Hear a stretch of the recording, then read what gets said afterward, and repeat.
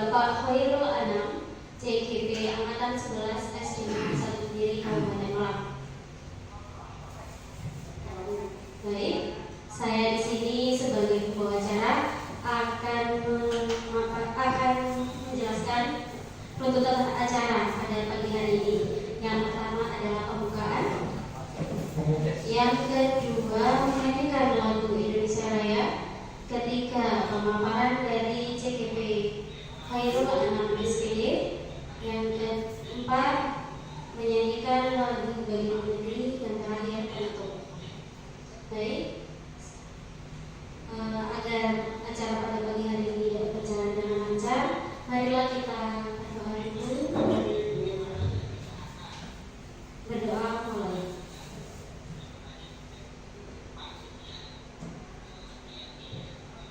Berdoa selesai. Selanjutnya para undangan diharap untuk berdiri.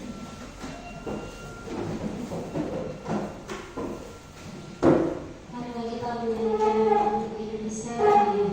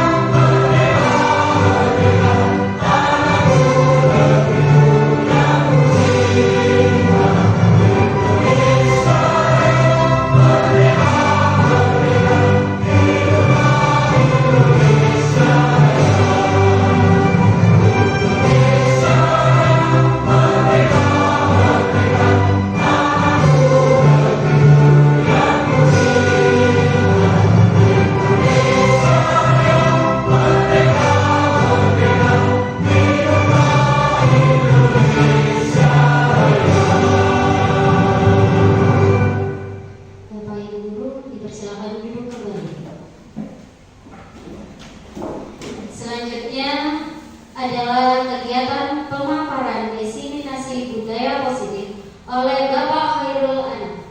Bagi beliau dipersilakan. Assalamualaikum warahmatullahi wabarakatuh. Yang saya hormati Bapak Kepala Sekolah SDN 1 Kemiri, yang saya hormati Bapak Ibu guru dari SD 1, SD 1 Slambarejo, SD 3 Slambarejo, dan MI Nurul Huda. Pertama-tama saya mengucapkan terima kasih kepada Bapak Ibu semuanya yang mana sudah menyempatkan hadir pada kesempatan pada siang hari ini. Jadi memang suasananya memang seperti panas ya. Jadi tetapi hati kita tetap dingin. Bapak Ibu yang saya hormati, di sini saya akan memaparkan tentang budaya positif, yaitu menyebarkan pemahaman dan penerapan pengalaman saya ya di program CGP Angkatan 11. Sebelum kita ke materi, saya ingin ice breaking dulu kepada Bapak Ibu guru agar semangat tidak kaku, tidak lesu ya. Jadi kita happy di sini ya. Untuk ice breaking yang pertama ya, nanti ini tinggal menebak saja ya. Kita tebak-tebakan, diperhatikan gambarnya, diamati kira-kira apa nanti ya. Untuk yang pertama, gambar yang pertama ini ada kelihatan orang jongkok. Ini kira-kira mencari titik-titik. Mencari pari, Berwin. Mencari telur. Keong. Mencari keong. Ada lagi? Menjadikan lututnya sakit. Oh, lututnya sakit. Mencari lututnya sakit tidak cocok, Pak Siri. Oh iya. Jadi ada harus mencari. Kira-kira apa? Mencari jawaban. Mencari jawaban. Ada lain? Mencari kepastian. Mencari kepastian. Baik. Kita lanjutkan. Ya, kita lanjutkan. Ada kuncinya sekali. Nah, membawa hasil. Mencari sinyal? Bukan. Sepertinya. Ada yang lain? Mencari jawaban. Mencari jawaban, mencari sinyal. Kita lanjutkan. Mencari apa? Oh, apa? Kita lanjutkan kembali. Ya, catatan mencari bukti ini. Mencari sinyal. Sinyalnya salah, Pak. Ini gambarnya WiFi. Jadi ini anak yang nggak punya kuota, jadi mencari WiFi yang terdekat. Selanjutnya, tepuk tangan untuk saya sendiri. Selanjutnya, ice breaking yang kedua. Iya, ini sedang naik apa ini, Bapak ini ya? Naik apa ya? Naik kuda. Naik apa lagi? Jawaban yang lain? Naik sepeda. Naik sepeda. Naik Oh. ya. Naik gitar nggak mungkin. Nggak mungkin. Naik Naik sandal. naik skateboard pakai gitar. Bisa lihat selanjutnya. Naik apakah ini? Iya. Naik daun kemudian. Jadi musisi yang sedang naik daun. Berangkat dia. Ya, ini yang terakhir. Ya. Biar nggak lesu ya, biar nggak tegang. Selanjutnya ini titik-titik ikan. Nah, titik-titik ikan. Coba teri ikan, titik-titik ikan. Yes. Gambar ikan ada kertasnya. Ayo. Mancing ikan di kertas. Ayo. Menggambar ikan. Ya, gambar ikan. Sudah. Next. Ya. Bakar ikan. Ternyata bakar ikan. Baik Bapak Ibu. Selanjutnya jangan ada lagi, masih ada lagi ternyata ada. Ini sedang apa ini? Ini tidak ada kata-katanya, tidak ada kata kuncinya. Ngantuk, lantuk. Ya. Ya. Apa ya? Tidur ya. Tapi kata-katanya nggak cocok sama tidur.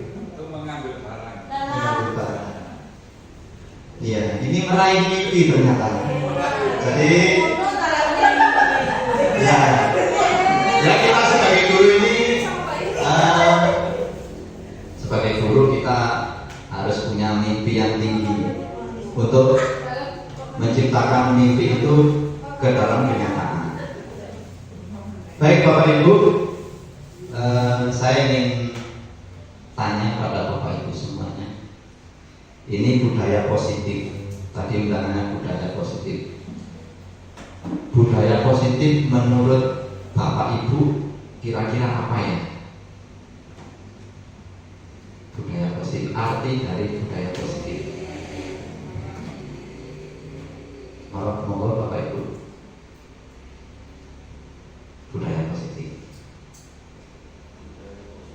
Budaya positif itu kebiasaan yang baik, boleh. Jadi kebiasaan positif ini harus kita terapkan di sekolah kita, ya. Jadi kalau budayanya sudah negatif, tentunya guru maupun muridnya tentu nggak nyaman, betul nggak Bapak Ibu? Jadi kita harus membudayakan yang positif. Dalam budaya positif itu ada konsepnya, Bapak Ibu. Yang pertama yaitu perubahan paradigma belajar. Jadi yang selama ini kita mengajar anak-anak itu sudah benar apa belum? Jadi kita nanti kita belajar tentang perubahan paradigma belajar. Yang kedua yaitu disiplin positif. Nah, disiplin positif tentunya ini berhubungan dengan keyakinan terhadap kita sendiri, bukan yakin terhadap orang lain, tetapi yakin kepada diri kita sendiri. Selanjutnya nilai-nilai kebajikan, ini nilai-nilai kebaikan. Kemudian kebutuhan dasar manusia. Yang keempat, yang kelima segitiga restitusi. Nah, saya sekarang di guru penggerak jadi mengenal segitiga restitusi. Ini juga baru buat saya, mungkin juga baru buat jenengan. Jadi kita nanti belajar bersama-sama tentang segitiga restitusi. Yang selanjutnya yaitu keyakinan kelas. Nah, keyakinan kelas ini hampir sama dengan peraturan kelas. Jadi kita ubah untuk di sekolah kita dengan keyakinan kelas. Kemudian posisi kontrol guru. Yang selanjutnya adalah motivasi perilaku manusia. Selanjutnya dalam pembelajaran kita sekarang itu ada model berpusat pada guru, ada berpusat pada murid. Berpusat pada guru itu kita ngajar kepada anak-anak, hanya kita yang jadi subjeknya, bukan anak-anak. Jadi anak-anak itu hanya mendengar, pakai manut, terus manut aku, nanti tak nilai api, kan seperti itu sekarang itu ya. Jadi itu enggak, itu sekarang itu merupakan paradigma lama, Bapak Ibu. Jadi harus dirubah ke paradigma baru, yaitu muridnya sebagai subjeknya. Jangan sampai kita itu nanti tetap mengajar dengan teacher center atau berpusat pada guru, ya.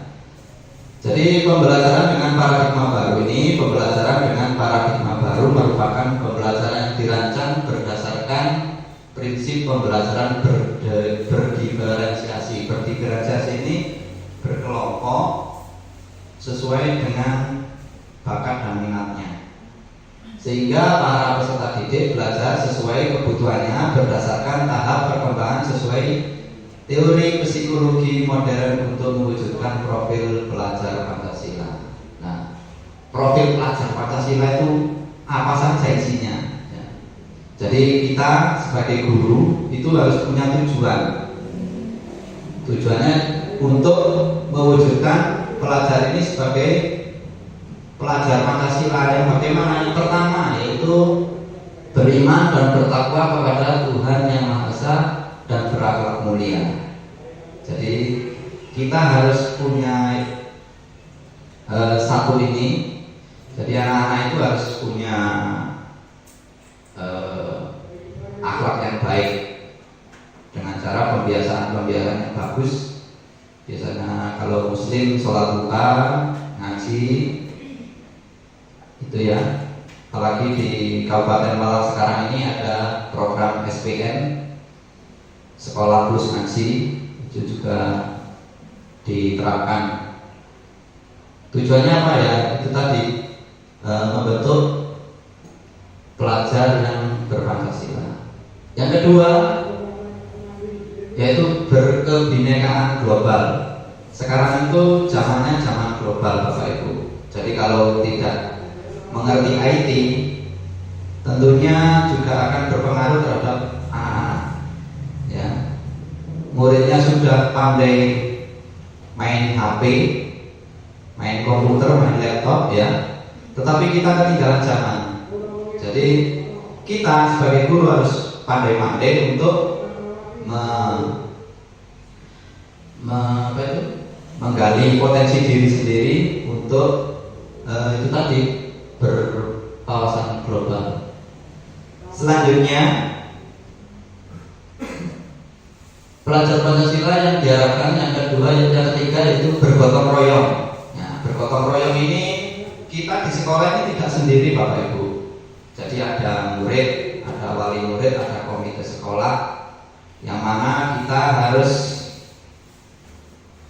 bergotong royong atau berkolaborasi. Kita punya program apa kalau kita bicarakan dengan tentang wali murid, siswa, kepala sekolah, tentunya akan berjalan lancar. Kita punya keinginan yang baik tapi tidak berkolaborasi, tentunya juga akan macet program-program tersebut. Ya, jadi kita punya program, punya relasi, itu dimanfaatkan untuk apa ya? Itu tadi, untuk bergotong royong untuk mewujudkan suatu visi yang baik. Di sekolah tentunya juga punya visi, dan tentunya visi tersebut sudah diputuskan oleh sekolah. Tentunya sebelum diputuskan itu harus dirembukan, dimusyawarahkan dengan elemen-elemen yang terkait. Ya. Jadi tujuannya yaitu sekali lagi membentuk pelajar Pancasila, dan visi tersebut tidak serta-merta berhasil dijalankan. Ini butuh waktu antara 5 sampai 10 tahun ke depan. Begitu Bapak Ibu. Selanjutnya, profil pelajar selanjutnya yaitu kreatif. Ya, kita dituntut kreatif Bapak Ibu guru. Jadi tidak apa yang bahan yang ada di sekolah kita manfaatkan. Jadi ono iku yaitu aja, itu tidak baik Bapak Ibu. Jadi kita harus berlomba-lomba untuk kreatif. Artinya kreatif itu kita harus berinovasi, ya, berinovasi agar murid itu bisa senang. Akhirnya murid juga kreatif juga. Jadi efeknya itu tidak hanya ke guru saja, tetapi ke murid kita. Selanjutnya, profil pelajar Pancasila selanjutnya itu bernalar kritis. Nah, kritis ini tak protes santai, melarangkan Bapak Ibu ya. Maksudnya bernalar kritis ini berpikir maju.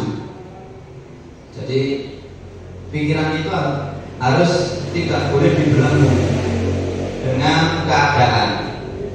Jadi kita harus berpikiran maju, berpikir kritis. Ya, itu. Selanjutnya mandiri. Mandiri ini kita tidak mengajukan, maksudnya jagat nih orang-orang dari luar, enggak. Mandiri artinya kita ini aset apa yang ada di sekolah itu kita manfaatkan secara mandiri. Contohnya saya sebagai guru olahraga nggak punya bola, ya wis ada berarti tidak seperti itu. Tapi kita harus punya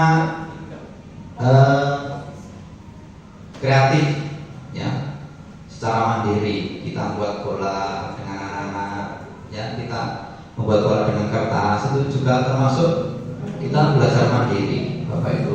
Selanjutnya, ya, miskonsepsi tentang teori kontrol. Miskonsepsi ini berarti tidak nyambung ya. Jadi paradigma baru itu tidak nyambung dengan teori kontrol. Ya, miskonsepsi ini biasanya mengandung ilusi-ilusi, ya, berhalusinasi. Ya, angan-angannya aku kepingin ini, ya. Kita sebagai guru sekarang ini, saya yakin pada Bapak Ibu guru semuanya itu, setelah saya mempelajari di guru penggerak ini, saya lebih mengerti tentang guru itu ternyata tidak sepenuhnya sebagai kontrol murid. Jadi murid itu harus diginikan, ya. Murid itu kudu pinter itu enggak, ya Bapak Ibu. Jadi kontrol murid itu bukan guru yang mengontrol. Jadi murid itu sekali lagi dalam pembahasan yang terdahulu, jadi murid itu ibarat benih-benih yang sudah tertanam di sawah. Jadi bukan, kalau dulu kan murid itu kertas kosong Pak, bukan. Sekarang itu bukan. Murid itu sekarang itu sudah ibarat benih. Si A ini benihnya padi, pasti tumbuhnya padi. Jangan dipaksa padi ditumbuhkan dengan jagung, Bapak Ibu, ya. Jadi kita itu menuntut murid menurut Ki Hajar Dewantara, ya. Jadi murid ini merupakan punya bakat sendiri-sendiri, walaupun nakal, ya, pasti ada nilai plusnya dari murid tersebut. Gak bisa baca, mungkin bisa baca bisa yang lainnya, ya. Itu. Kemudian ilusi yang selanjutnya, ilusi bahwa kritik dan membuat rasa bersalah mampu menguatkan karakternya. Ini pikiran kita, Bapak Ibu. Pikiran kita bahwa dengan kritik dan membuat rasa bersalah murid itu bisa menguatkan karakter siswa. Itu salah. Kita marah, sama yang kudu ini, kok sama yang api. Tidak seperti itu Bapak Ibu, ya. Jadi kita itu punya namanya, nanti saya jelaskan tentang keyakinan keras. Jadi jangan sampai murid kita itu aku salah, ya. Akhirnya apa? Anaknya minder, ya, minder.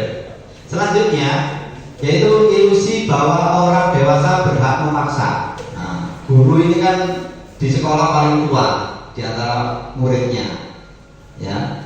Tentunya kita beranggapan, oh aku ini sing tua dewe, aku yang paling tua di sekolah ini. Jangan beranggapan seperti itu. Jadi murid pun juga manusia. Jadi kita harus memanusiakan manusia. Selanjutnya, ilusi yang selanjutnya yaitu ilusi bahwa semua penguatan positif efektif dan bermanfaat. Kita harus yang kita berikan itu tidak boleh aku menurut ngajarku seperti ini itu sudah baik, itu tidak boleh Bapak Ibu. Jadi makanya kita itu harus bergotong royong atau kolaborasi, ya. Kira-kira murid saya ginikan ini kira-kira baik apa enggak, perlu dirundingkan bersama Bapak Ibu guru. Selanjutnya, nah, mengubah paradigma stimulus respon ke pendekatan teori kontrol. Paradigma yang lama ini harus kita ubah, ya, atau kita ubah dari stimulus respon ke teori kontrol tentang dunia, ya. Yang pertama yaitu realitas, ya, kebutuhan kita sama, ya, ini pikiran kita, pikiran zaman guru dulu, ya. Kita ini sama karo muridnya. Berarti aku iso lompat tinggi, murid itu kudu iso. Tidak seperti itu Bapak Ibu, ya. Jadi kita hilangkan seperti itu. Realita kebutuhan kita itu berbeda dengan murid. Siswa dengan guru tidak sama kemampuannya, ya. Berpikirnya juga berbeda. Bapak Ibu ngantuk? Minum kopinya dulu. Nggak ada kopinya. Selanjutnya stimulus respon. Ya. Yang kedua yaitu semua orang melihat hal yang sama. Ini harus dirubah. Semua orang melihat hal yang sama. Kita tidak boleh disamakan dengan murid. Kita itu punya kelebihan umur itu aja, ya. Jadi umur kita itu lebih tua gitu aja. Teori kontrol, setiap orang memiliki gambaran berbeda. Nah, gambarannya Pak Guru, Bu Guru, beda gambarannya karo murid, Bapak Ibu. Kamu ini, tapi muridku kok ini, ya itulah murid, ya. Jadi kita harus menuntun mereka sesuai dengan filosofi Ki Hajar Dewantara atau KHD. Kita harus menuntun, ya, di dalam kurikulum merdeka. Stimulus dan kontrol yang ketiga, kita mencoba mengubah orang agar berpandangan sama dengan kita.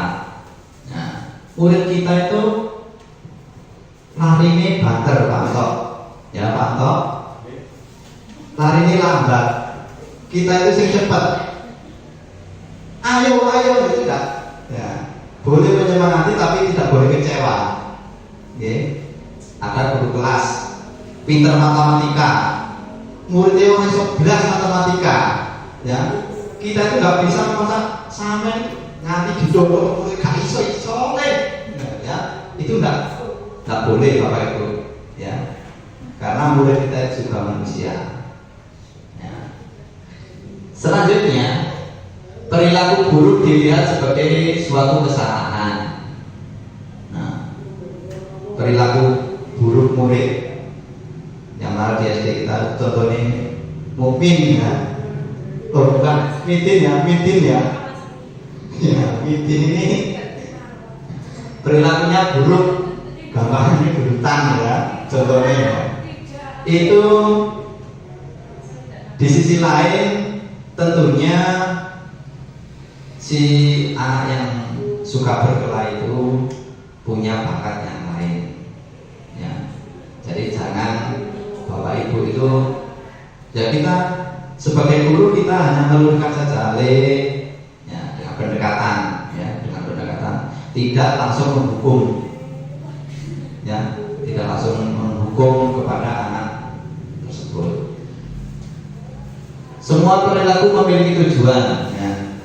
Anak nakal itu pasti punya tujuan, ya. Belum tentu loh Bapak Ibu ya. Anak yang suka berkelahi itu jangan negara usir koncone temannya itu,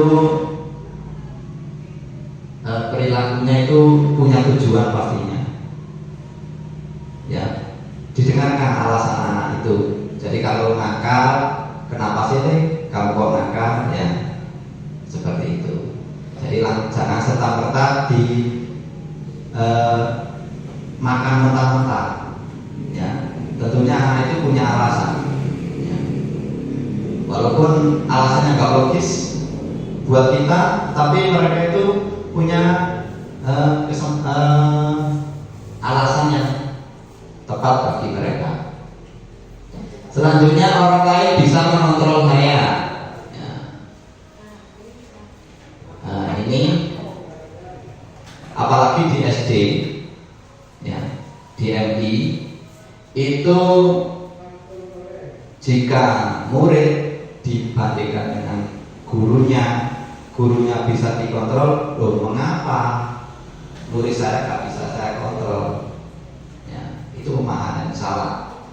Seharusnya kita hanya Anda yang bisa mengontrol diri Anda. Jadi cukup kita yang bisa mengendalikan kita sendiri. Jadi jangan di orang lain yang mengandalkan mengontrol kita. Jadi kita baik itu bukan karena orang lain, tetapi sadarlah bahwa kita baik itu dari diri kita sendiri, bukan dari paksaan orang lain, ya Bapak Ibu. Selanjutnya, saya bisa mengontrol orang yang sudah nggak jelas. Pemaksaan ada pada saat bujukan gagal. Nah, les kesempatan biasanya. Kesempatan itu wis gak sabar, kesabaran hilang kesabaran, maka kita hukuman fisik lah yang muncul, ya. Jadi kita itu harus bisa mengontrol diri sendiri, ya. Jadi tidak boleh memaksa dengan tujuan tadi. Kemudian Anda tidak bisa mengontrol orang lain. Nah, intinya seperti itu, Bapak Ibu, ya. Jadi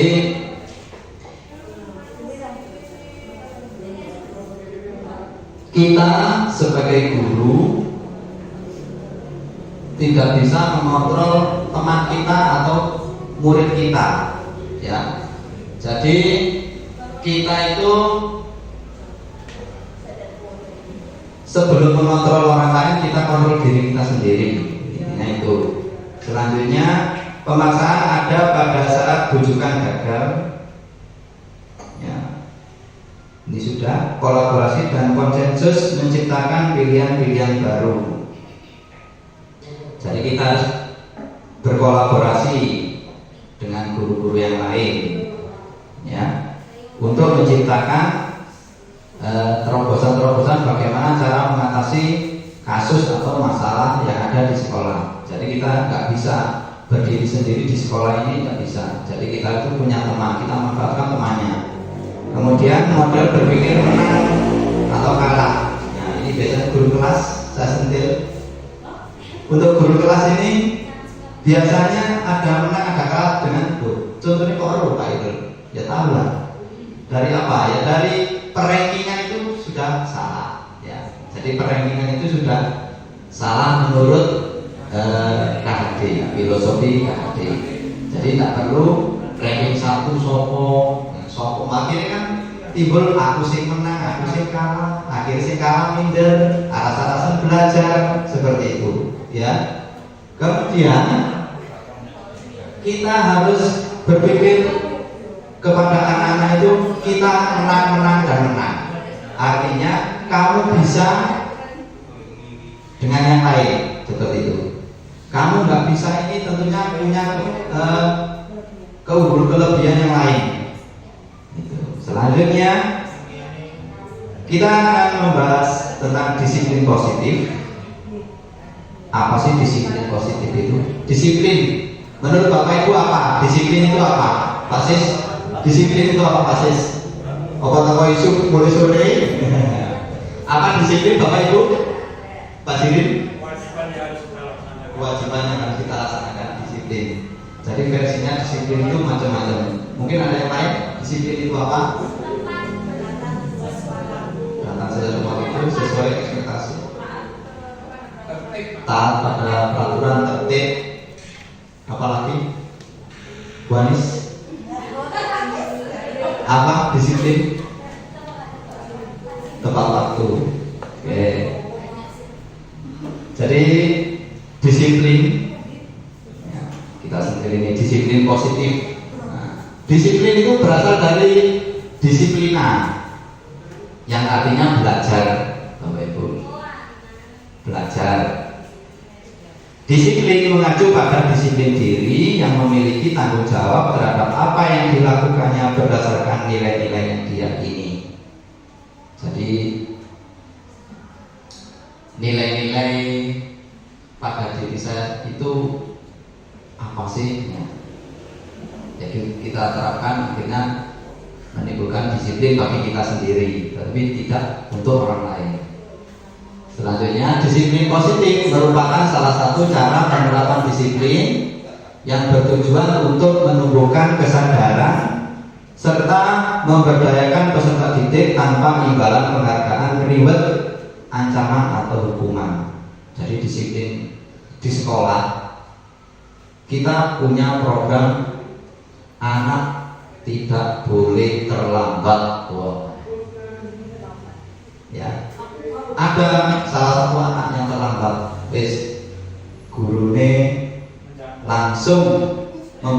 rumah. Wes, pares di ngarep kelas push up yang olahraga.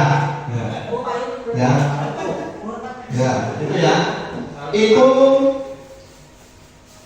anak kecil itu ingatannya itu sangat tajam dibandingkan dengan kita, Bapak Ibu.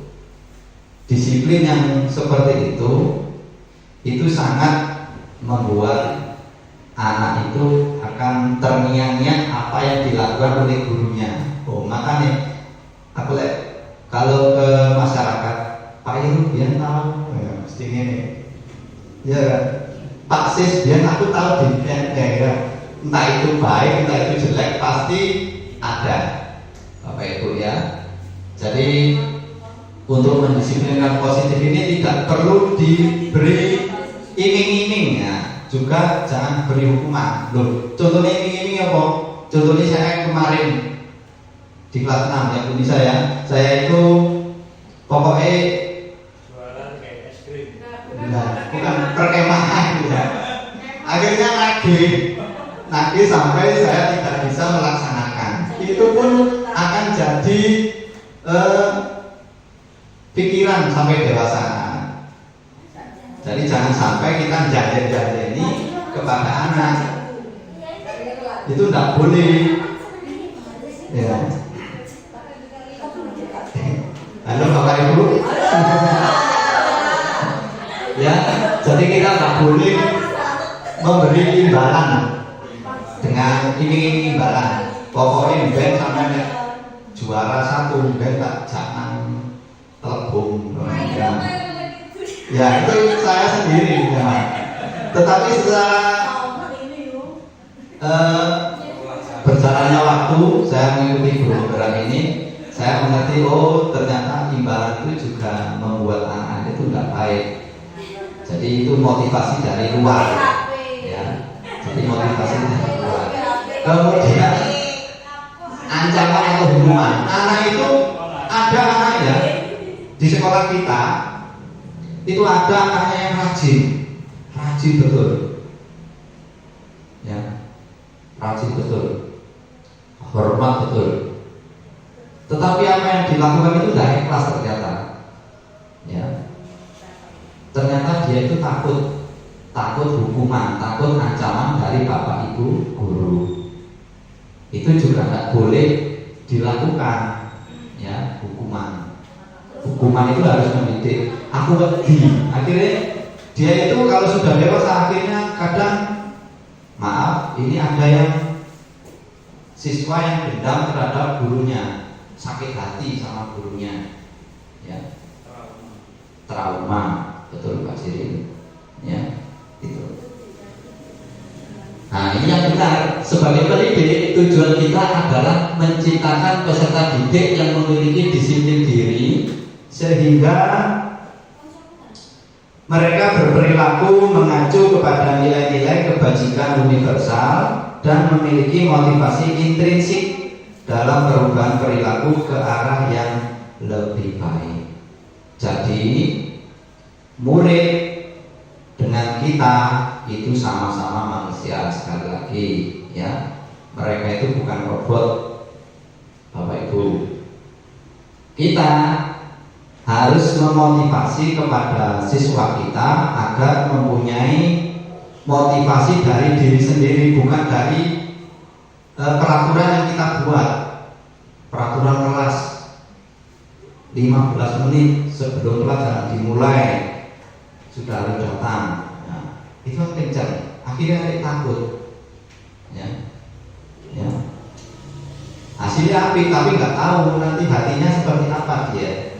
Seperti itu ya. Kemudian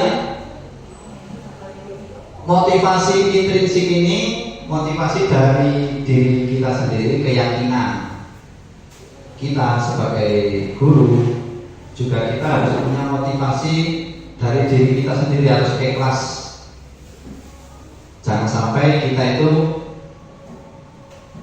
jam 6 datang, jam 6 datang itu jangan karena yang lain ya, kita ikhlas saja, ikhlas dari diri kita sendiri. Kita pulang sesuai jadwal, kita harus tidak gara-gara peraturan ya. Jangan, tolong Bapak Ibu memulai dari disiplin itu dari diri kita sendiri, bukan dari orang lain. Jadi kita itu bekerja dengan ikhlas, itu aja ya. Selanjutnya next, nah, nilai-nilai kebajikan. Nah, nilai-nilai kebajikan ini banyak. Apa sih nilai kebajikan? Yaitu nilai yang disepakati bersama lepas dari suku, bangsa, agama, bahasa maupun latar belakangnya. Ini saya ambil 3 saja ya, contoh nilai kebajikan institusi atau organisasi. Jadi banyak nilai kebajikan yang belum tertulis di slide saya ini. Saya tapi mengambil dari 3 item ini aja, cukup insya Allah. Profil pelajar Pancasila, tadi kita sudah membahas ini. Beriman dan bertakwa pada Tuhan Yang Maha Esa dan berakhlak mulia, berkebinekaan global, gotong royong, mandiri, kreatif, dan bernalar kritis. Ini baik semua ya Bapak Ibu ya. Ada yang nggak baik? Orang yang mandiri nggak baik? Nggak ada. Gotong royong baik semuanya. Beriman dan bertakwa baik semuanya ya. Jadi selanjutnya IBO Primary Years Program PIP. Ini ada toleransi, rasa hormat, integritas, mandiri, menghargai, antusias, empati, keingintahuan, kreativitas, kerjasama, percaya diri, dan komitmen. Kita punya program yang baik, kita harus berkomitmen untuk melaksanakan ya. Jadi keyakinan kelas nanti kita bahas. Keyakinan kelas itu tidak hanya bagi murid saja, tetapi juga bagi guru ya. Keyakinan kelas itu dibentuk atas dasar kesepakatan antara guru dengan murid ya.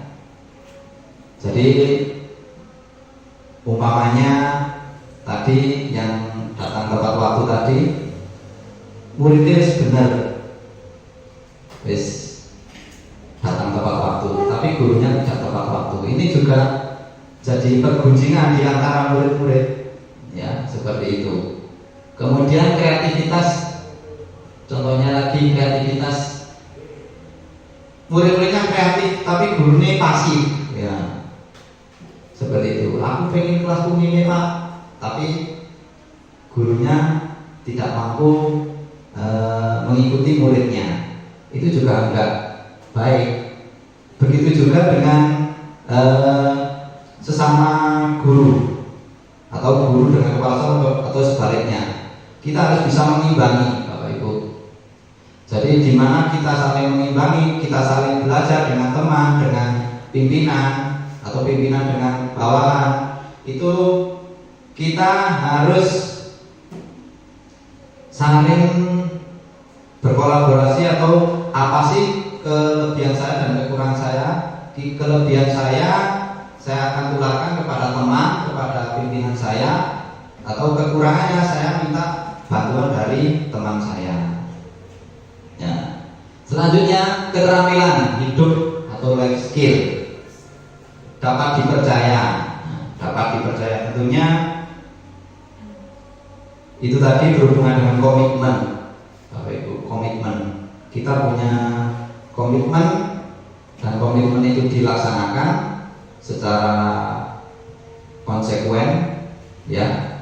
Itu juga akan berpengaruh terhadap anak didik kita. Lurus hati, nah, hatinya kudu lurus, gak oleh mengko ya.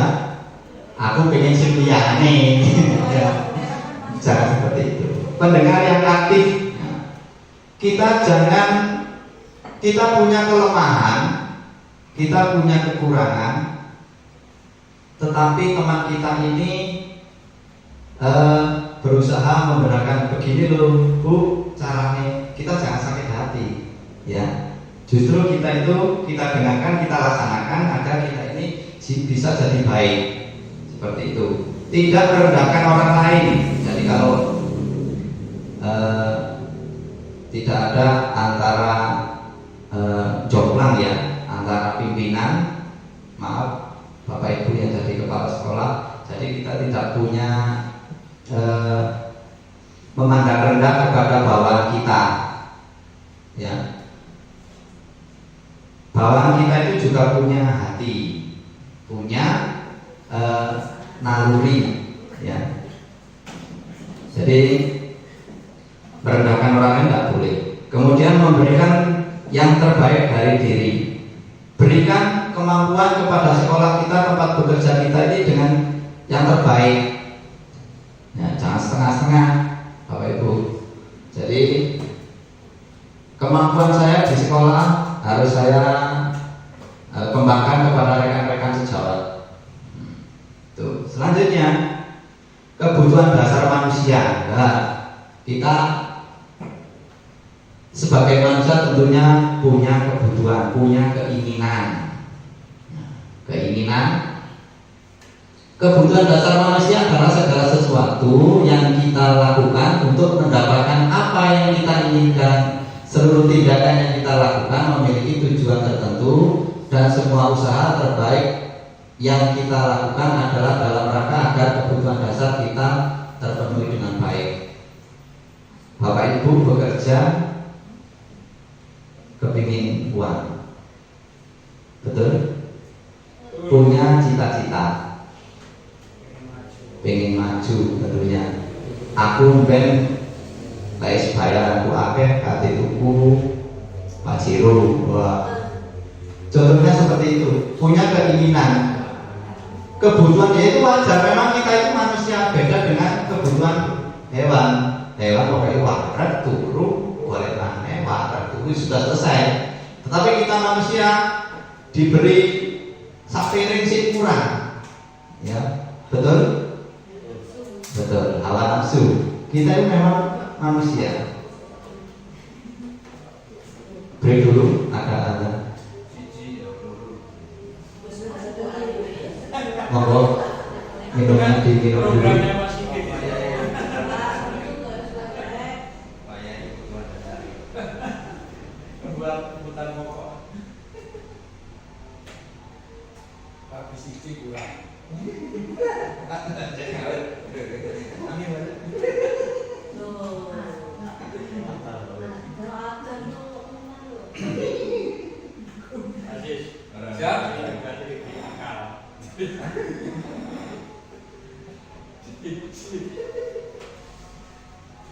Perlu dikembangkan.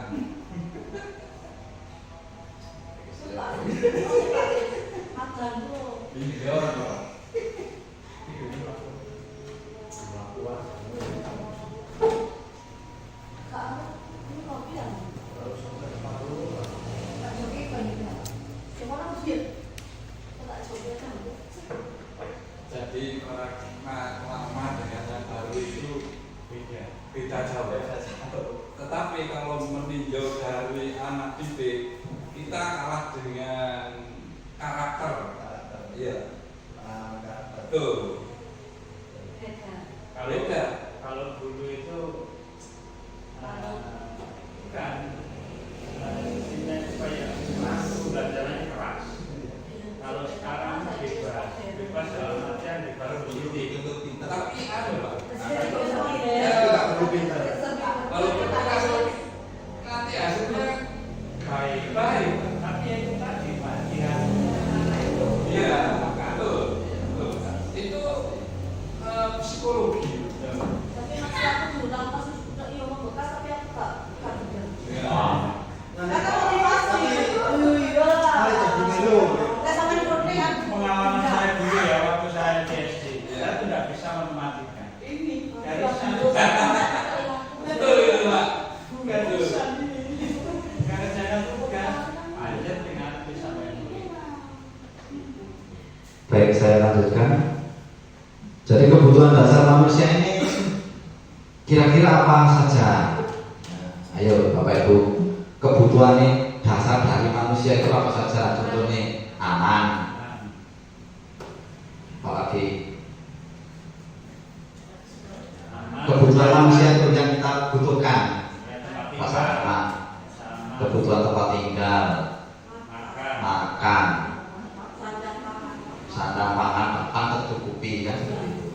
Tetapi di dalam filosofi KAD ini 5 kebutuhan dasar manusia ini ada 5. Yang pertama bertahan hidup. Bagaimana cara kita ini bisa bertahan hidup dengan keadaan seperti ini? Ya, kebutuhan bertahan hidup atau survival adalah kebutuhan yang bersifat fisiologis untuk bertahan hidup, misalnya kesehatan, rumah, makanan, kebutuhan biologis sebagai bagian dari proses reproduksi, termasuk kebutuhan untuk tetap bertahan hidup. Komponen psikologis pada kebutuhan ini meliputi kebutuhan akan perasaan aman. Kita akan aman, hidup kita akan aman jika kita itu sehat, jika kita itu makan, kita punya rumah tadi, kita terpenuhi kebutuhan biologisnya, ya, yang semuanya sudah berumah tangga tentunya. Jadi kebutuhan biologis merupakan salah satu bertahan hidup. Ya. Di dalam sekolah, nah, di dalam sekolah itu ada tadi arek waktu upacara nggak pakai topi, nah, langsung nang gurunya sing kerengan langsung Pak. Ya. Jangan seperti itu Bapak Ibu ya. Kita tanya dulu pada yang bersangkutan, kenapa sih kamu kok nggak memakai topi? Alasannya mungkin masih dicuci Pak, masih basah Pak. Ya. Ada lagi kasus lain. Di situ ada murid yang di kelasnya itu ngantuk ya. Di pelajaran ngantuk tidur. Nah, diget-geti mantel. Jangan seperti itu. Kita tanya, kenapa lagi kamu kok tidur? Alasannya apa? Saya tadi malam membantu ibu Pak BTT sampai tengah malam di omah habis santai. Seperti itu. Itu merupakan juga alasan yang logis bagi anaknya. Ya, itu alasan yang logis baginya. Ya, kita ingatkan keyakinan kelas kita apa, jadi itu. Kemudian kebutuhan dasar yang kedua yaitu kasih sayang dan rasa diterima. Ini kebutuhan untuk diterima. Kebutuhan ini dan kebutuhan berikutnya adalah kebutuhan psikologis. Kebutuhan untuk disayangi dan diterima meliputi kebutuhan akan hubungan dan koneksi sosial, kebutuhan untuk memberi dan menerima kasih sayang, dan kebutuhan untuk merasa menjadi bagian dari suatu kelompok. Kebutuhan juga meliputi keinginan untuk tetap terhubung dengan orang lain seperti teman, keluarga, pasangan hidup, teman kerja, binatang peliharaan, dan kelompok dimanapun kita tergabung. Di dalam kurikulum Merdeka ini pembelajarannya berdiferensiasi, berkelompok. Ada anak yang kasusnya ada lagi. Kelompoknya ada 5 anggota kelompok. Satunya dari kelima anggota itu waktu olahraga. Anak yang 1, 2, 3, 4 ini lari ini cepat. Sing situ iki melebret, lambat. Sama kelompoknya ini dibully. Jangan sampai ya. Jadi kita harus mengasihi teman yang nggak punya kemampuan seperti kita, seperti itu. Jadi kita terima. Selanjutnya kebebasan. Kebutuhan akan pilihan kebutuhan untuk bebas adalah kebutuhan akan kemandirian, otonomi, memiliki pilihan, mampu mengendalikan arah hidup seseorang. Anak-anak dengan kebutuhan kebebasan yang tinggi, menginginkan pilihan, mereka perlu banyak bergerak, suka mencoba-coba, tidak terlalu terpengaruh orang lain, dan senang mencoba hal yang baru dan menarik. Ya. Anak kita itu bermacam-macam, Bapak Ibu. Pinginnya bebas, pingin dikekang, ya, dengan aturan-aturan yang sekarang itu. Jadi yang itu, atau kita sebagai guru ini juga tidak ingin hidup kita ini dikekang. Betul Bapak Ibu? Betul. Jadi kita itu kepinginnya bebas aku, tetapi harus beretika, harus berkode etik. Kemudian penguasaan, kebutuhan pengakuan, kemampuan. Kebutuhan ini berhubungan dengan kekuatan untuk mencapai sesuatu, menjadi kompetensi, menjadi terampil, diakui di atas prestasi. Keterampilan kita didengarkan, dan keterampilan kita didengarkan dan memiliki rasa harga diri. Kebutuhan ini meliputi keinginan untuk dianggap berharga, bisa membuat perbedaan, bisa membuat pencapaian kompeten diakui, dihormati. Ini meliputi self esteem dan keinginan untuk meninggalkan pengaruh. Di dalam kelas itu pasti ada yang pinter, pinginnya maju terus, temannya itu enggak diberi kesempatan. Ada pertanyaan sulit, soalnya mudah apalagi, selalu yang maju itu saja. Dia itu seperti penguasa ya di kelas itu. Jadi kita sebagai guru harus menyeimbangkan antara yang bisa dengan yang nggak bisa. Ya, kita tuntun yang nggak bisa agar bisa. Yang bisa kita beri semangat terus. Seperti itu. Kemudian kesenangan, kebutuhan yang kelima yang terakhir yaitu kesenangan. Kebutuhan untuk merasa senang. Ya, kebutuhan akan kesenangan adalah kebutuhan untuk mencari kesenangan, bermain, tertawa. Bayangkan hidup tanpa kenikmatan apapun, betapa menyedihkan. Belajar menyembuhkan kebutuhan akan kesenangan dengan belajar. Ya. Kita di kelas jangan menciptakan suasana yang tegang, Bapak Ibu. Apalagi guru matematika, wis contohnya aku biyen, wis gurune keren, pelajarannya angel, semakin gak masuk wis, akhirnya siji tambah siji sudah bertelu barang, seperti itu.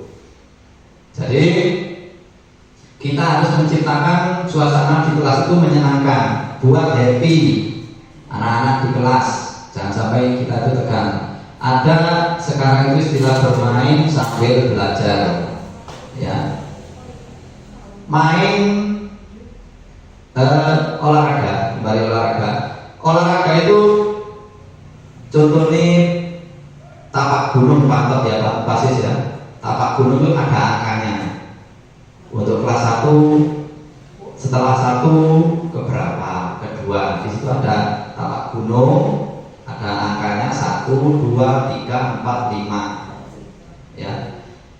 Anak-anak itu kelas 1 itu tidak menutup kemungkinan 1 langsung ke 3. Ya.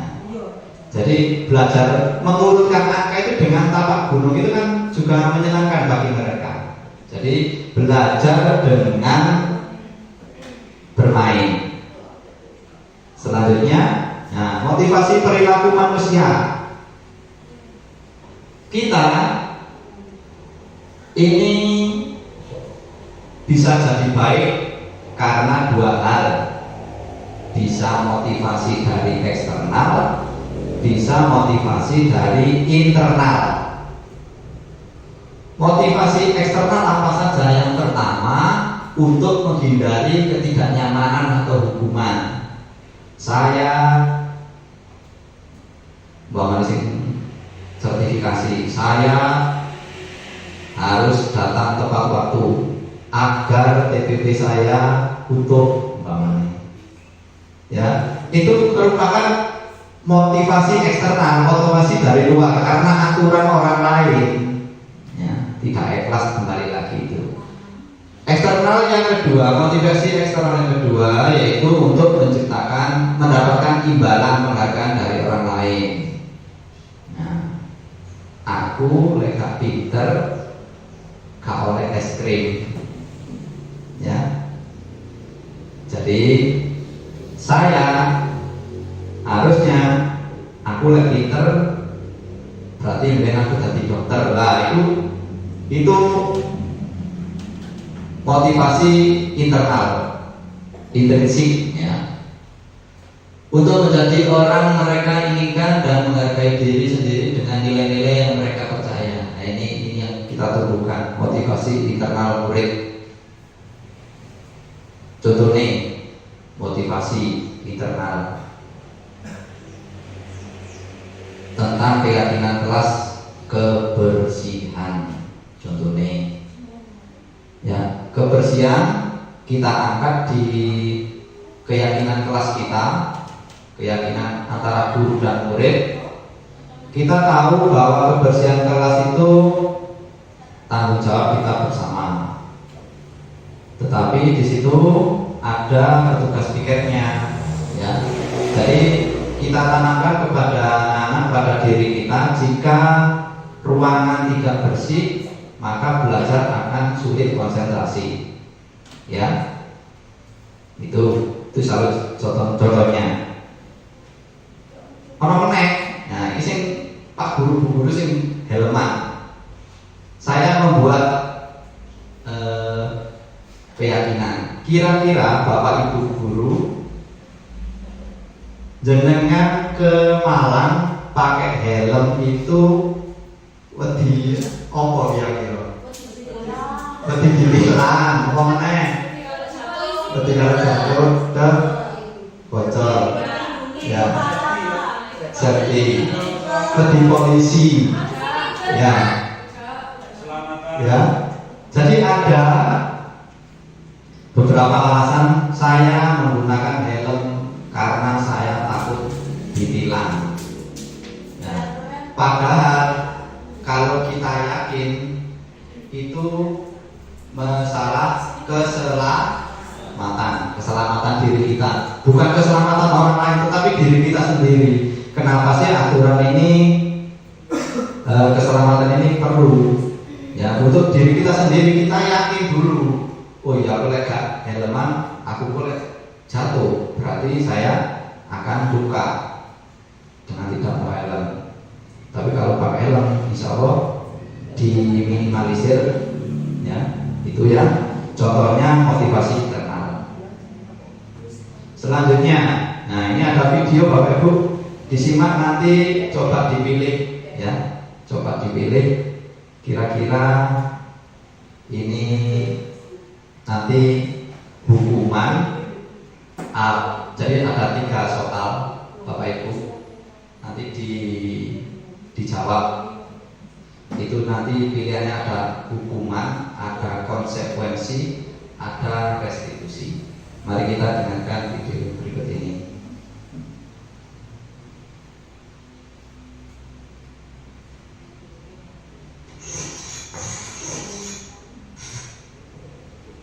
Salam dan bahagia Ibu dan Bapak Guru. Selamat datang kembali di modul hukuman versus konsekuensi versus restitusi. Ibu dan Bapak Guru sekalian, setelah kita sudah belajar konsep hukuman dan konsekuensi, maka kali ini kita akan belajar mengenai restitusi. Diharapkan dengan materi ini kita dapat lebih mengerti perbedaan antara hukuman, konsekuensi, dan restitusi.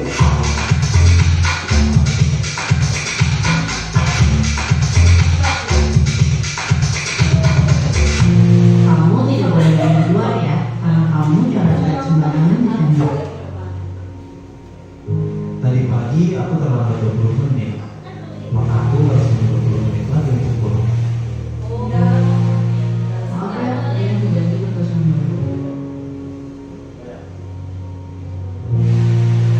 Mari kita bermain dulu yuk. Tadi sudah diperlihatkan 3 kasus. Silahkan Ibu dan Bapak Guru pilih ya.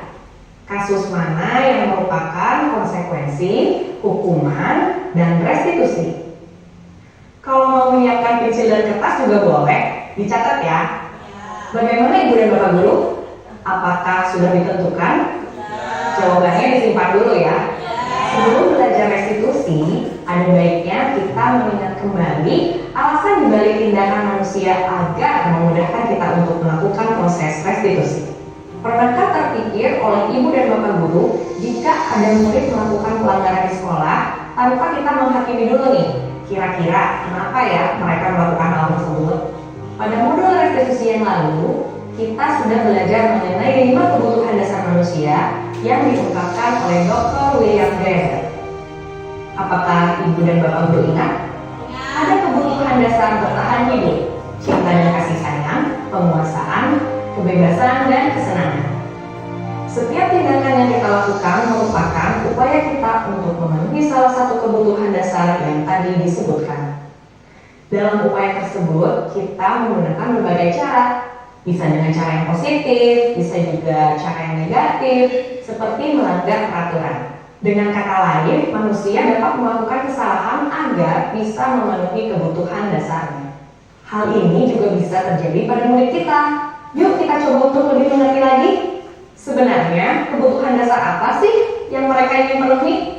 Untuk lebih jelasnya, mari kita analisis kasus A, B, dan C berikut ini. Kasus A adalah murid TK mencoret-coret tembok. Jika alasannya karena iseng dan bosan, maka dia mencari kebebasan. Jika jawabannya adalah karena dia senang melakukannya, maka itu adalah kesenangan yang berusaha dipenuhi. Kasus B adalah murid SMP yang datang terlambat 20 menit. Jika alasannya adalah karena ia harus membantu ibunya, maka ia sedang memenuhi kebutuhan hidup. Jika ia mengatakan bahwa ia kesiangan, ibunya tidak membangunkannya, maka ia mungkin sedang berupaya memenuhi cinta dan kasih sayang. Ia ingin diperhatikan oleh gurunya atau ibunya, karena gurunya pasti akan melaporkan hal tersebut pada orang tuanya. Kasus C adalah murid SD yang merobek kertas temannya. Jika alasan sang murid adalah karena kesal pada temannya dan ingin temannya menuruti keinginannya, maka ia sedang memenuhi kebutuhan penguasaan. Dengan mengerti dan membuka diri atas beragamnya kebutuhan dasar manusia, maka kita bisa memberikan ruang kepercayaan dan empati pada setiap kesalahan murid. Ketika kita bisa mengerti kebutuhan apa yang sedang ia ingin penuhi, reaksi kita akan menjadi lebih tenang, tidak menghakimi. Kita bisa berkomunikasi dengan lebih baik kepada murid. Disinilah proses restitusi bisa kita mulai. Dengan memahami kebutuhan dasar manusia, kita menjadi lebih sadar bahwa murid kita sebenarnya adalah manusia, sama seperti kita. Mereka juga bisa salah. Tugas kita adalah membimbing mereka untuk belajar memperbaiki kesalahannya. Pada konsep hukuman dan konsekuensi, kita belum mengajarkan kepada mereka bagaimana memperbaiki kesalahannya. Dalam kedua konsep ini, mereka hanya sekedar menjalankan sanksi. Terkadang kita merasa capek karena banyaknya pekerjaan. Jadi kita memilih jalur cepat bagi murid untuk menyelesaikan masalahnya, yaitu melalui hukuman dan konsekuensi. Ini tidak melatih murid untuk mempunyai perilaku berpikir kritis sebagai pemecah masalah yang baik. Pada restitusi, kita menanamkan rasa percaya, memberikan ruang refleksi dan diskusi untuk mereka bisa memilih solusi terbaik dalam memperbaiki masalah mereka. Dengan memberikan kebebasan kepada mereka untuk memperbaiki masalahnya, maka kita sudah memberikan hak kemerdekaan kepada mereka untuk belajar atas kesalahannya. Dengan ini, kita juga sudah memenuhi satu kebutuhan dasar murid, yaitu kebebasan. Terkadang kita masih suka bingung dan terjebak tentang konsekuensi dan restitusi.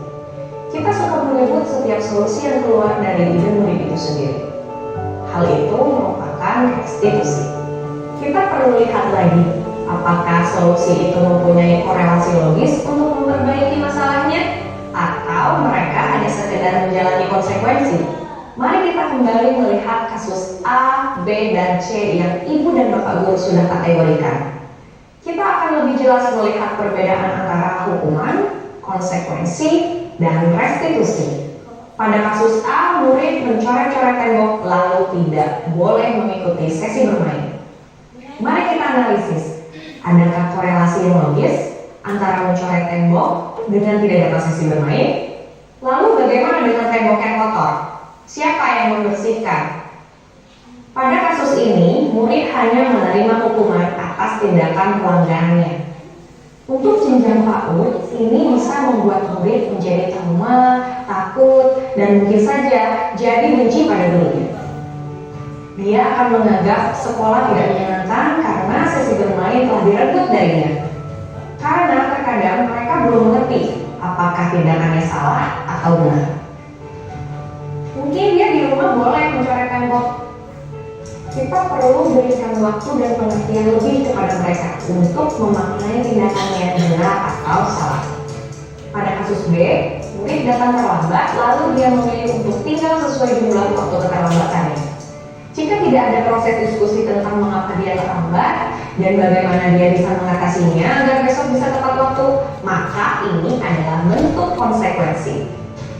Meskipun murid memilih sendiri solusinya, tapi tidak ada perbaikan akan masalah keterlambatannya. Ajaklah murid untuk mengidentifikasi masalah keterlambatannya. Tanyakan pada mereka apa yang bisa dilakukan untuk mengatasi masalah tersebut. Pada kasus C, murid merobek kertas temannya. Ia meminta maaf dan memilih untuk mengganti kertas tersebut.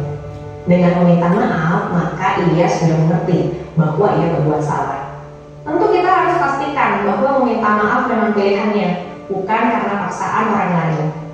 Lalu, dengan ia mengganti kertas temannya yang robek, kita bisa melihat usahanya untuk bertanggung jawab, memperbaiki kesalahannya. Sepertinya di sini murid sudah mengerti bahwa kesalahannya itu harus diperbaiki dan bukan hanya selesai dengan minta maaf. Jika solusi ini adalah atas usul murid sendiri, maka restitusi sudah terjadi. Dampak kedepannya, murid akan memiliki disiplin diri. Dia mengerti bahwa merobek kertas temannya adalah salah. Dia tidak akan mengulangi.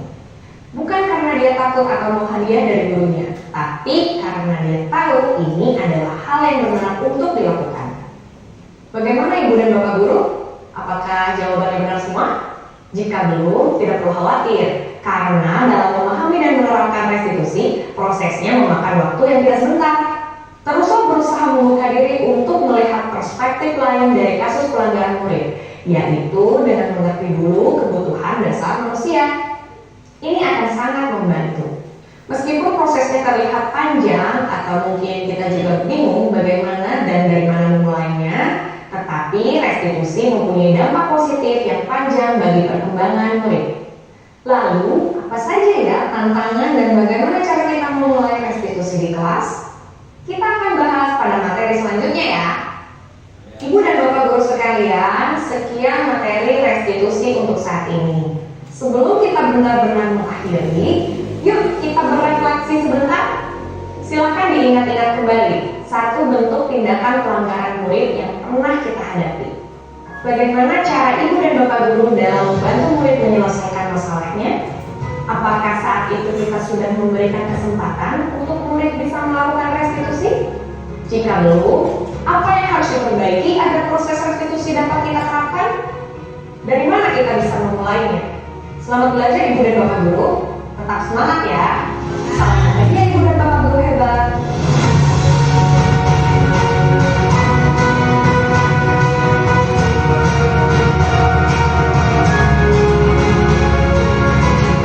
Baik, itu cuplikan di antara beberapa modul yang saya pelajari. Jadi ada hukuman, konsekuensi, sama restitusi yang dibahas tadi. Hukuman itu cirinya tidak terencana atau tiba-tiba, ya. Jadi kamu terlambat langsung push up, tidak terencana, ya. Selanjutnya hukuman selanjutnya cirinya murid tidak tahu apa yang akan terjadi atau tidak dilibatkan. Jadi murid itu gak ngerti, aku moro-moro kok lari kok di push up, ya, kok langsung berdiri di depan kelas, langsung berdiri kaki satu. Nah, alasannya aku sih kayak alasan kok langsung dihukum. Murid itu seperti berpikir seperti itu. Kemudian cirinya bersifat satu arah. Jadi bersifat satu arah ini hanya kita saja yang benar. Murid itu salah. Wis pokoknya salah sama ini. Wis pokoknya lambat itu salah sampean ya. Itu maksudnya. Jadi hukuman bersifat satu arah. Hukuman berupa hukuman fisik atau psikis. Hukuman fisik ini biasanya dilakukan oleh guru PJOK. Ya, saya sendiri. Dulu ya, sekarang tidak ya, maaf ya. Untuk hukuman psikis ini bisa hukuman verbal dengan omong-omongan. Akhirnya bekas di benak mereka. Aku tahu di kanan apa bagus dia. Wow. Tahu dimarahin sampai aku saya itu kesel ya. Masuk tapi lulus. Ya. Akhirnya membuatnya nggak terima. Ya, seperti itu ya. Jadi hukuman itu bisa berupa fisik atau psikis, hukuman verbal. Kemudian konsekuensi cirinya terencana disepakati sesuai peraturan.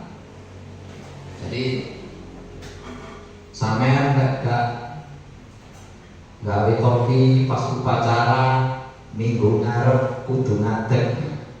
Konsekuensinya arek wis teko gak kayak kopi langsung ngadeg ngarep. Namanya konsekuensi. Cirinya yang kedua, murid tetap dibuat tidak nyaman. Murid tetap nggak nyaman, durung kayak alasan. Langsung wis.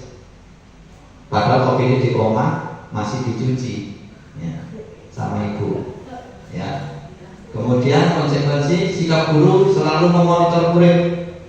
Nah, kayak mikroskop muridnya ya. Jadi kayak CCTV ya. Jadi murid ini kok gak akan diawasi terus asli ini, ya. Malas, ya. Karena dia itu tidak punya keyakinan pada diri sendiri. Kita tidak tanamkan itu apa, ya. Itu yang jadi penyebabnya. Kemudian restitusi. Nah, restitusi ini yang kita pelajari. Restitusi ini proses menciptakan kondisi bagi murid dan proses menciptakan, ya. Jadi di dalam kelas atau di sekolah itu punya peraturan, tetapi untuk sekarang itu bukan peraturan namanya. Jadi tidak ada tata tertib kelas, tata tertib sekolah itu sekarang tidak ada Bapak Ibu. Sekarang itu diganti keyakinan kelas. Kesepakatan kelas pun masih kurang spesifik sehingga diganti keyakinan kelas. Jadi Bapak Ibu yang di kelas ini tolong nanti dibuat sebuah keyakinan bersama antara murid dengan guru, ya. Jadi keyakinan kelas ini di prosesnya ini diciptakan antara guru dengan murid yang disepakati. Kemudian cirinya kondisi bagi murid untuk memperbaiki kesalahannya. Jadi jika anak itu melanggar tentang keyakinan kelas, maka dia tahu konsekuensinya. Oh iya, berarti aku kudu. Nah, pasti gitu. Saya juga manusia, punya salah dan dosa, kan seperti itu. Kemudian restitusi, proses kolaboratif yang mengajarkan murid untuk mencari solusi sendiri. Ya, harus cari solusi sendiri.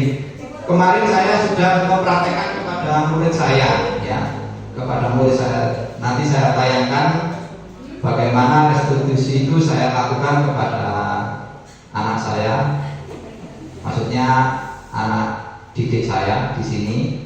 Itu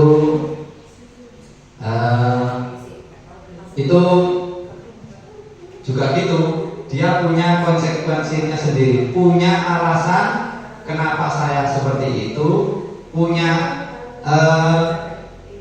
solusi, dia itu punya solusi seperti itu. Selanjutnya, posisi kontrol seorang guru. Nah, kita sebagai guru ini yang pertama adalah sebagai penghukum. Ya, sing hukum darane Bapak Ibu guru ya, juga sebagai teman, kemudian sebagai pembuat bersalah, pemantau dan manajer. Nah, manajer ini bukan hanya di perusahaan, ternyata di sekolah pun ada manajer. Kita itu ini penghukum, teman, pembuat bersalah, pemantau, manajer. Ya, motivasi perilaku manusia. Kasusnya ini memecahkan kasus. Siswa tidak memakai atribut lengkap saat upacara bendera. Lek penghukum, ayo hormat pada bendera selama 1 jam. Ini jenis penghukum. Salah ya. Kemudian pembuat merasa bersalah. Berapa kali ibu atau bapak harus memberitahu kamu? Selalu saja mengecewakan bapak ibu. Nah ini sebagai anak itu merasa bersalah. Aduh itu seperti itu kan. Selanjutnya motivasi sebagai teman. Nah, ayo dong ikuti aturan sekolah, tolong bantu ibu bapak ya sekali ini aja. Ya sudah, tidak apa-apa, lain kali jangan sampai berbuat seperti ini lagi ya. Nah, itu terlalu lunak sebagai teman, akhirnya dilarang. Ya, selanjutnya, ya ini sebagai pemantau. Kamu sudah melanggar peraturan sekolah, kamu tahu konsekuensinya ya. Setelah upacara kamu beli atributnya ya ke koperasi, ke BRI, dan jangan diulang lagi. Ya, itu pemantau. Kita seharusnya yaitu sebagai manajer yang bagus, yang baik itu sebagai manajer. Apakah kamu tahu kesalahanmu? Ditanya dulu. Iya Pak, saya nggak pakai topi. Tadi lupa. Lupanya kenapa? Nah, seperti itu. Jadi ada prosesnya. Nah, itu digali prosesnya. Kenapa sih saya itu melanggar? Kira-kira bagaimana kamu memperbaiki kesalahanmu? Ya saya akan minta dicuci hari Sabtu Pak. Nah, kan punya alasan dia. Selanjutnya anak itu tidak, insya Allah tidak akan mengulangi kembali dengan restitusi itu. Begitu itu kita itu jangan sebagai yang keempat tadi penghukum dan teman-temannya tadi, tapi kita harus berposisi sebagai manajer di sekolah. Ya, jadi kita ini harus tahu prosesnya kesalahan tersebut dari anak tersebut. Selanjutnya, ini tolong dijawab Bapak Ibu guru. Posisi kontrol apakah aku? Apakah tadi sebagai ini pilihannya Bapak Ibu? Apa penghukum? Apa teman? Apa membuat merasa bersalah? Apa pemantau, apa manajer? Wis jawabannya bingung. Ya, sudah? Wis, kembali ke pertanyaan. Posisi kontrol apakah aku? Saya kecewa sekali dengan kamu. Kira-kira apa? Membuat merasa bersalah. Apalagi? Ya, ya. Ya, betul. Membuat merasa bersalah. Betul. Selanjutnya, posisi kontrol apakah aku? Kamu tidak pernah benar melakukannya. Penghukum. Kita lihat. Betul. Selanjutnya, posisi kontrol apakah aku? Apa rencanamu untuk menyelesaikan masalah ini? Manajer. Betul, pinter. Selanjutnya, posisi kontrol apakah aku? Ayolah lakukan demi Bapak Ibu ya, teman. Sebagai guru tidak ada apa sini, sebagai teman ya, ya sebagai bestie ya. Selanjutnya nih, kamu tidak pernah mendapat nilai jika tidak mengerjakan tugas. Pemantau? Yes, betul, pemantau.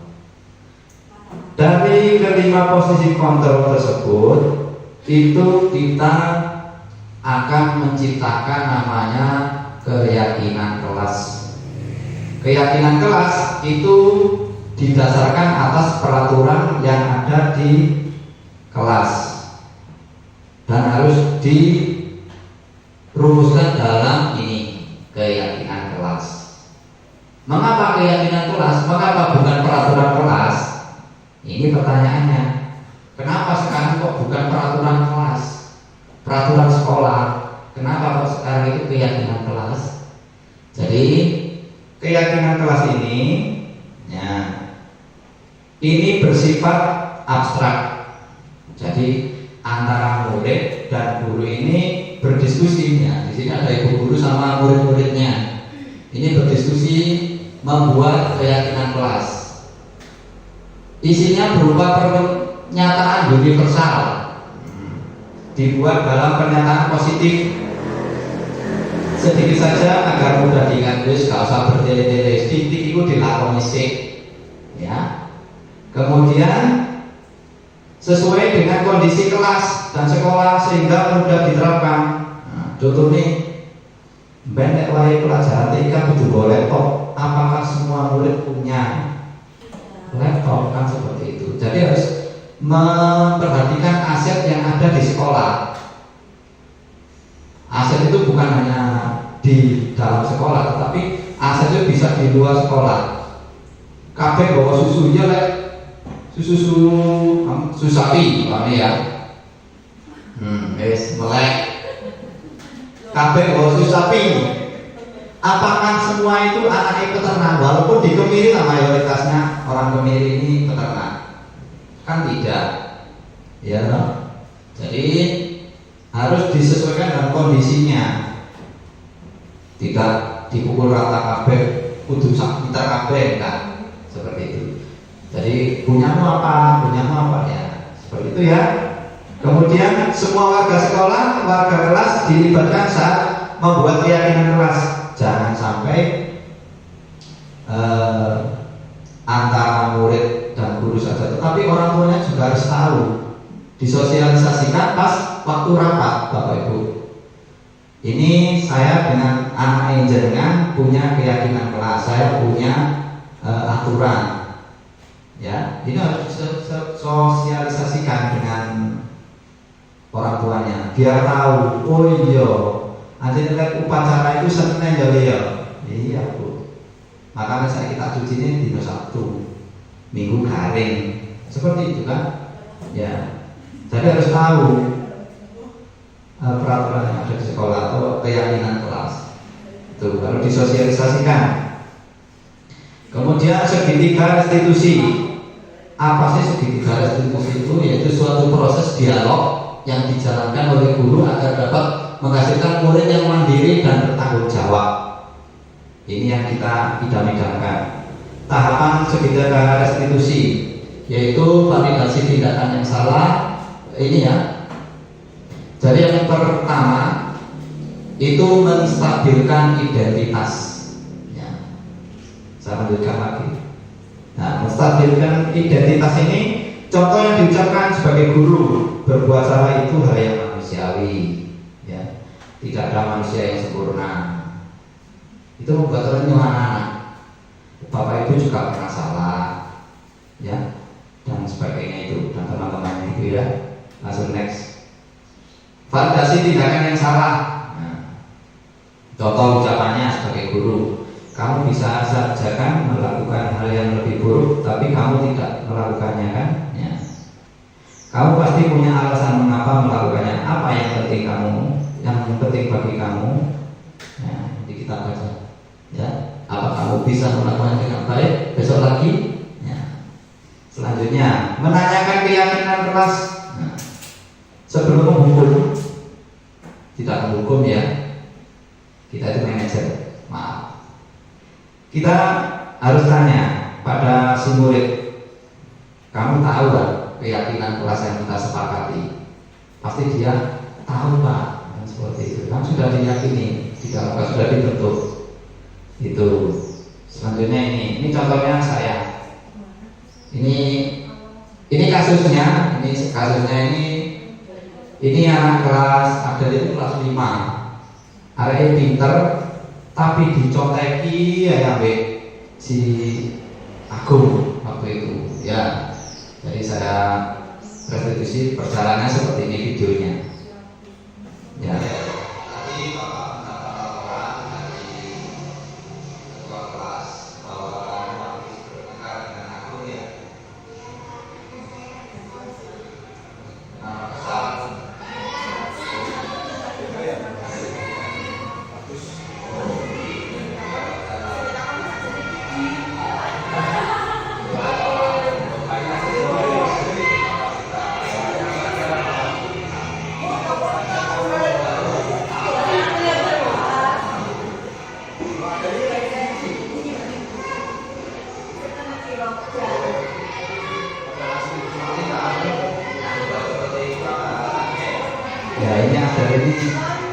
pinter aja. Memang yang pinter aja ada yang boleh kasus. Diconteknya itu contohnya.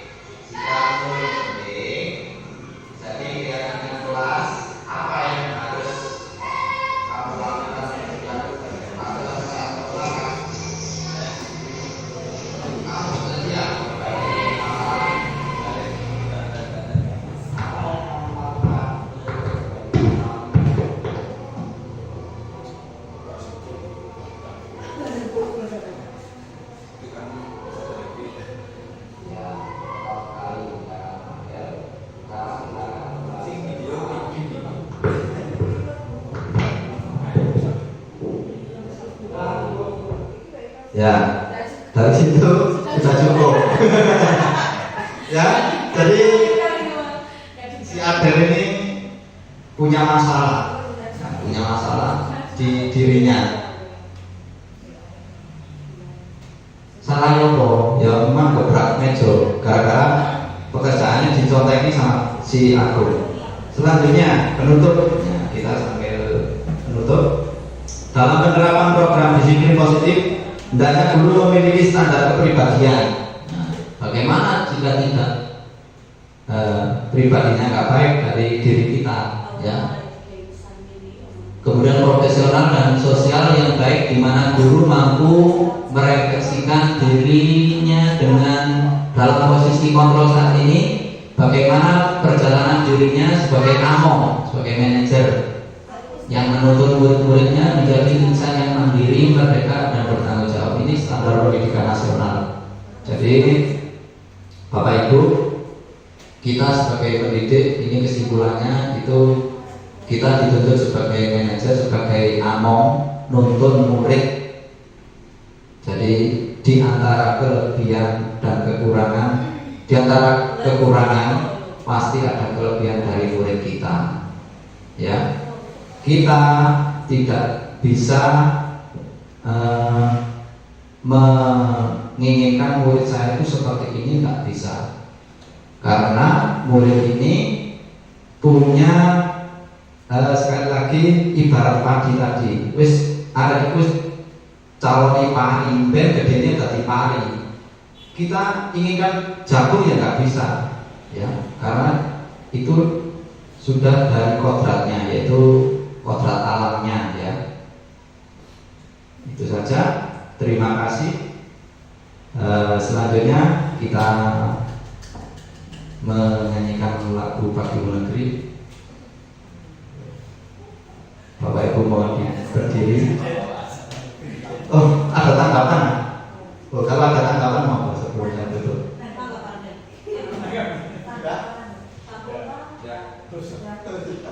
Ya, kita lanjutkan di lain waktu. Baik, kita mohon berdiri, Bapak Ibu undangan, kita menyanyikan lagu Pagi Negeri.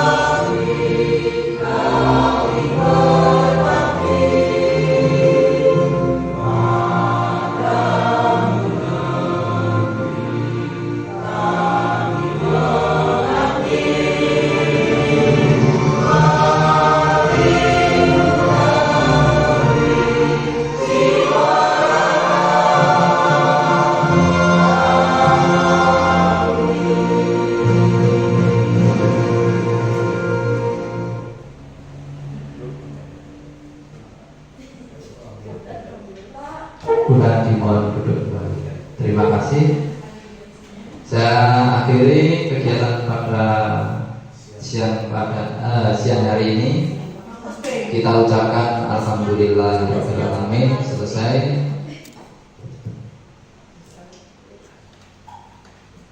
Wassalamualaikum warahmatullahi wabarakatuh.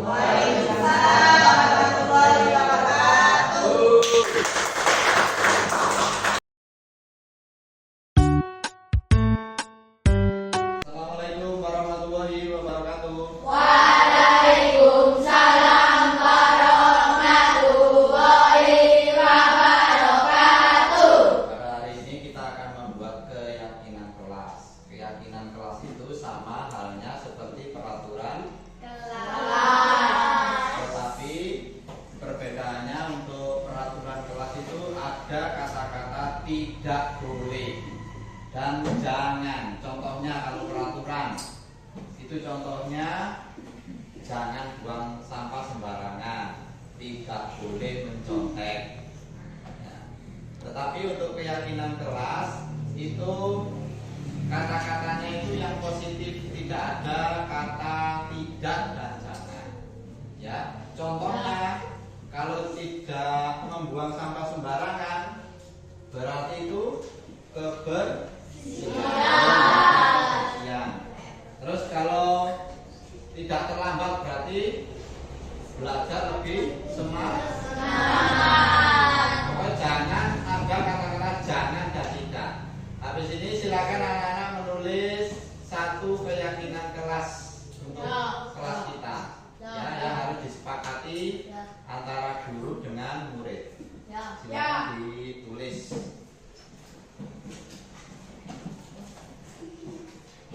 Silakan ditulis kalau sudah menerima kertasnya dan dikumpulkan di depan.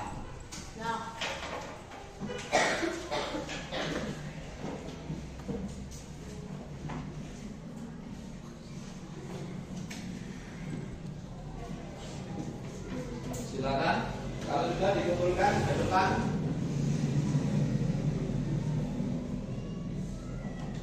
Tidak boleh ada kata-kata tidak, jangan. Bahwa kita ini membuat keyakinan kelas, bukan peraturan kelas. Silakan.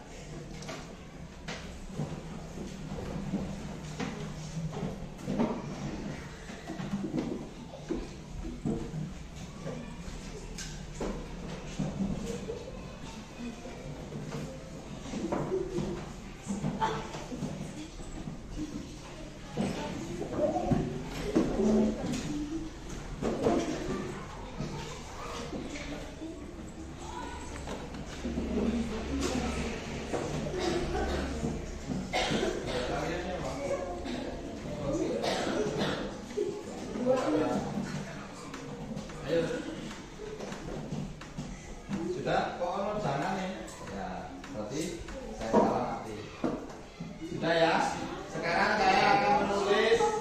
Tolong Mbak Sherin menulis keyakinan kelasnya di buku kalian. Sherin. Apa yang saya tulis di sini ya? Ditulis kamu tadi nanti diganti. Keyakinan kelas. Keyakinan kelas 6. Yang pertama di sini ini jangan membuang sampah sembarangan, berarti menjaga kebersihan.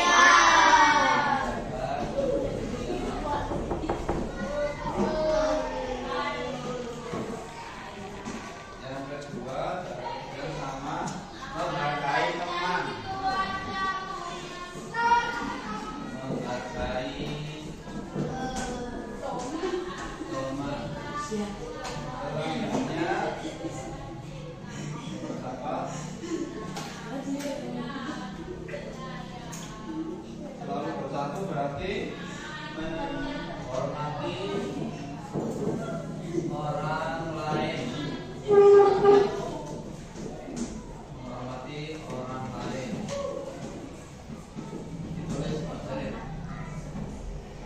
Disiplin.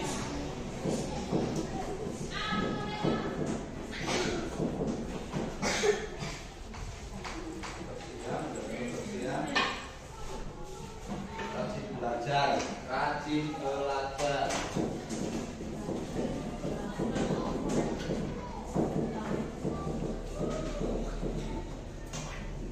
Sini sudah, oleh hormati sudah. Semangat belajar. Semangat ya.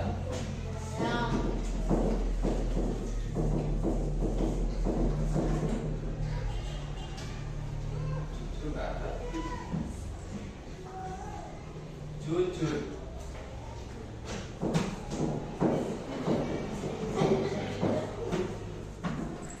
Anak-anak kelas 6A kita sudah dari beberapa keyakinan kelas yang kamu tulis ini ada kesamaan, jadi kita menyepakati ada 7, yaitu yang pertama menjaga kebersihan, menghargai teman, menghormati orang lain, disiplin, rajin belajar, semangat dan jujur. Disepakati? Disepakati? Silakan anak-anak tanda tangan ke depan sini untuk meyakini kesepakatan kelas. Silakan ke depan. Ya, silakan ke depan. Ya. Terus saja dari nanti setelah pulpen ini nama dan nama tanda tangan. Nomor,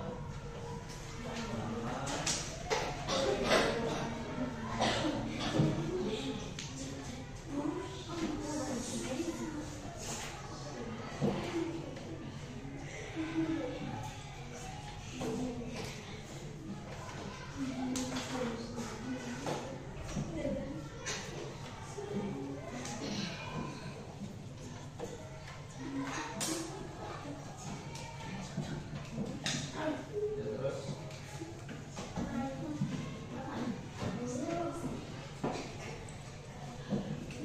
Lanjut. Oh, nama. Tuh, tangan. Benar. Ya lanjut.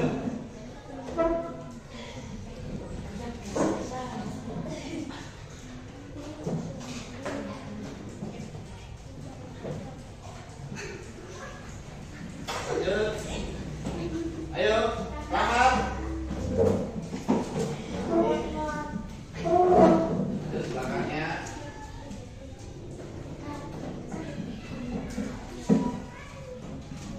Ayo. Lanjut. Lanjut.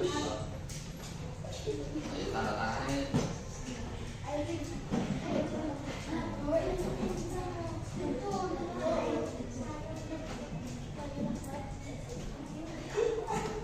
Cukup ini stop.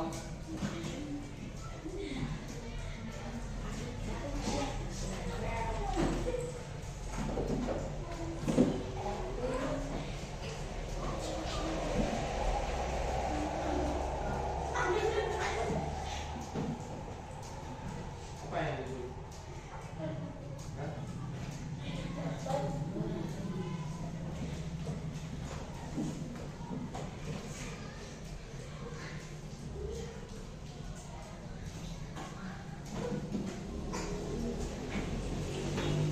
Langsung itu.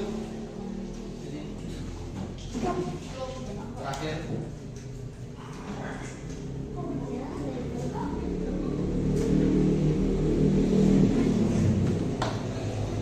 Cukup.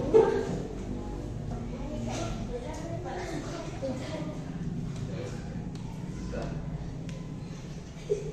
Terakhir dan terakhir dan. Ayo.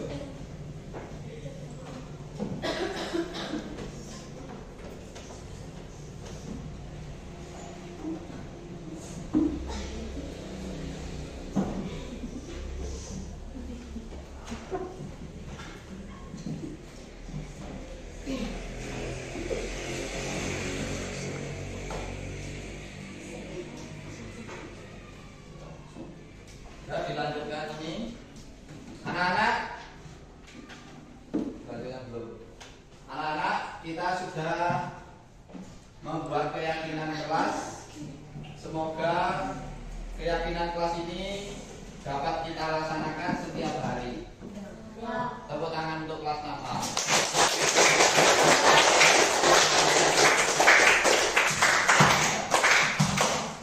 Assalamualaikum warahmatullahi wabarakatuh. Assalamualaikum warahmatullahi wabarakatuh.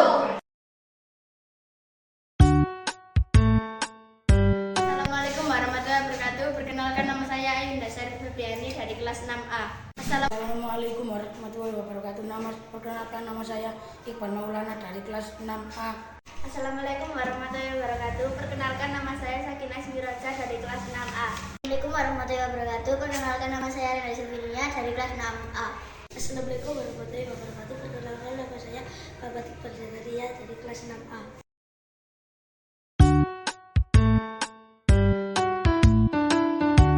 Senang sekali. Seru banget. Gembira sekali. Semangat sekali.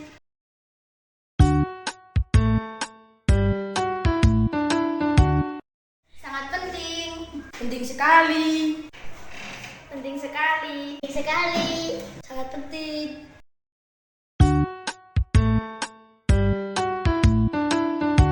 Membuat kita menjadi bertanggung jawab. Karena membuat kita saling menghormati orang lain. Dapat membuat kita saling menghargai. Dapat membuat kita menjadi disiplin. Dapat membuat kita lebih semangat.